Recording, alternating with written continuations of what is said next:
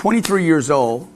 I'm living in a little apartment in Lake Charles, Louisiana, little tiny duplex. I lived on one half of this thing. And me and my dog, Capo. I don't know what I was doing trying to take care of a dog. I couldn't even take care of myself. One rainy night, this dude, Danny, comes in with drugs. Another day where I said, I'm gonna quit today. Now it's 11 o'clock at night. I didn't quit. 10 times I failed again. Danny leaves the house, and when Danny leaves the house, I didn't know, but he set it up to rob me and beat me up. Danny leaves the house, and I let him out the front door, and this other big dude in the rain, a rainy Louisiana night, puts a .45 caliber pistol in my face, right here, okay? I had a plate in my hand. I had something to eat, and I had a plate when I walked Danny to the door, and this guy had to be this big, hovered over me with a gun in my face, and when he did, my reaction was to hit him with the plate in the face. You know, I broke this plate. It was an unbreakable plate, one of those plates you can't break. And I broke it in his face, like just cracked it in his face. Thing breaks and he becomes like a monster. This scar right here in my head is, he took that .45 caliber and jammed it in my face. Like, I don't mean jammed it, I mean cracked me right here in the forehead. My life changes now. I'm getting ready to get cracked so many times here. I'm getting ready to get the lesson of my life of where I'm really living. I already knew it, but this was the exclamation mark on where my life had gone from being a good kid to this far from dying. He hits me here. He cracks me over both my eyes here, underneath these two eyes. What's the word? Incapacitates both my arms. Incapacitates both my arms because he takes and chops them both behind the elbows so you can't use your arms. Like literally, I'm walking around, I can't move my arms. Blood's coming down. Every wall in this apartment, in this room, and the ceiling has blood on it. They ransacked the house, robbed me of a little bit of money, and literally leave me on the floor for a dead man. My dog's in the back. My dog's locked up in the back, the Doberman. They set it up to do this. This is what happens when you hang around bad people. Sooner or later, the day's going to come where you're going to pay the price. I get rushed to the hospital. My girlfriend's there. She's in the back. She comes out, gets me to the hospital. I spend 3 days in a hospital. Actually, I go to the hospital. They put in 70 stitches in my head and face. Like my whole face is just carved up. The sheriff's department comes because they know something bad's happening. And I'm like, I'm fine, I can go home. They stitch me up. I go home to my mother. I walk into my mother's house in the little brick house that I resented so much. And I walk to the house, and I go to the house in the back door. I knock on the back door. I'm beat up now, okay? Face is swollen. My mom comes to the door, and she's like, what? What? Where's my son at? Where's my son at? I'm like, Mom, I am your son. Where is my son? Nobody could recognize who I was. That's how beat up I was.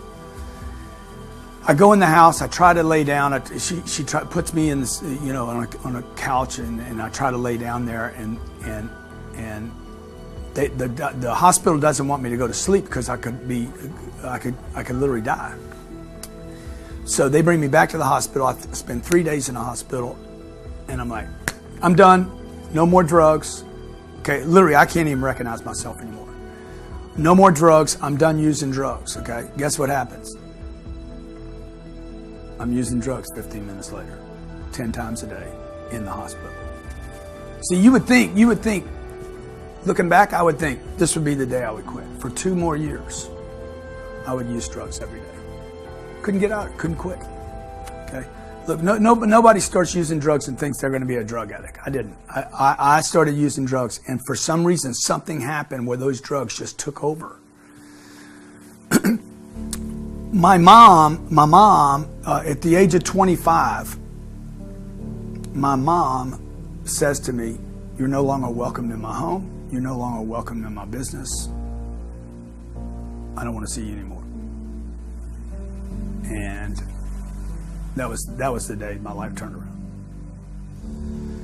So 24 hours later, I was in a treatment center.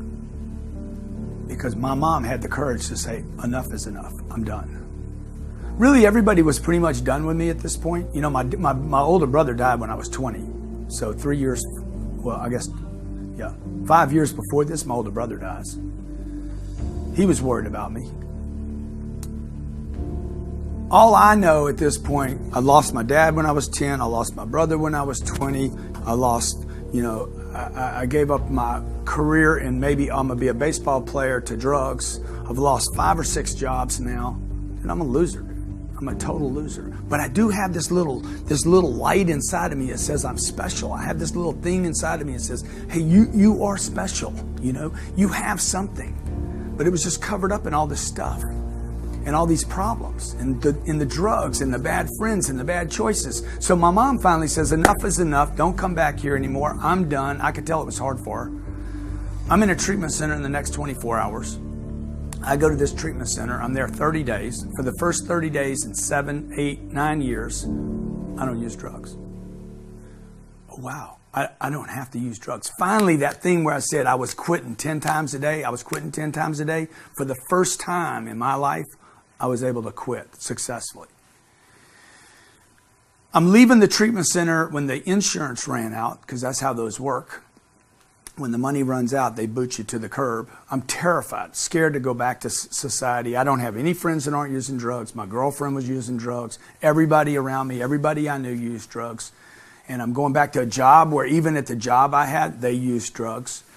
And I'm like, I'm going back to an environment. I have to cut off all my friends. Not really friends. I got to cut off all the enemies, right? And I got to start over. And before I leave, the counselor grabs me and the counselor says to me, look, dude, I'll see you back here. Probably, you know, if you don't die, I'll see you back here. And I'm like, what are you talking about, dude? I'm not coming back here. And he's like, oh, no, you're coming back. And then he gives me the lecture. He's like, you'll never make it. See, when you go to a treatment center, you tell them everything about your life, like all your secrets, all your inhibitions, and your, you know, the things you want to do in your life, right? And so I'm telling them in this thing, everything I've done wrong. I share my whole life, but I also share with them what I want to do, my inspiration in life. I'm going to write books. I'm going to speak to audiences. I'm going to help people. I'm going to tell people this story about drugs and how damaging they are. And I'm going to be somebody, I tell them. And they're like, no, dude. You're a drug addict. And all you're ever going to be, this is what the counselor tells me, all you're ever going to be is a drug addict. You need to give up all the ideas of writing books, speaking to audiences, being rich. I always wanted to be rich. I wanted financially to be rich my whole life. I wanted to be my dad. I wanted to be the guy that could take care of his family. They said, you need to give up all those ideas and settle for one thing, not using drugs again. If the day ends and you don't use drugs, Grant, that is a good day for you.